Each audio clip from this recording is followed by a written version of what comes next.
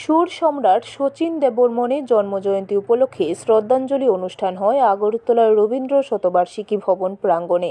উপস্থিত ছিলেন মুখ্যমন্ত্রী ডক্টর মানিক সাহা, তথ্য সংস্কৃতি দপ্তরের সচিব পি.কে. চক্রবর্তী, তথ্য সংগীত দপ্তরের কালচারাল অ্যাডভাইজারি কমিটির ভাইস চেয়ারম্যান সুব্রত চক্রবর্তী এবং তথ্য সংস্কৃতি দপ্তরের অধিকর্তা বিম্বিসার ভট্টাচার্য সহ অন্যান্যরা। এদিন মুখ্যমন্ত্রী প্রথমে কুমার শচীন দেববর্মনের আবক্ষয় মূর্তিতে পুষ্পার্ঘ্য অর্পণ করে শ্রদ্ধা জানান। তারপর সংবাদ মাধ্যমের মুখোমুখি হয়ে শচীন দেববর্মনের কৃতিত্ব তুলে ধরেন রাজ্যবাসীর উদ্দেশ্যে।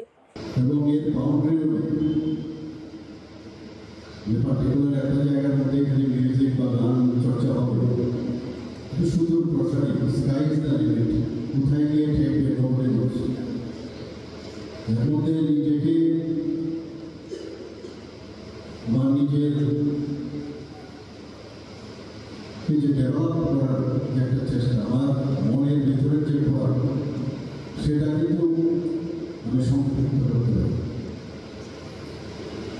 এবং music is nothing but it's a miracle.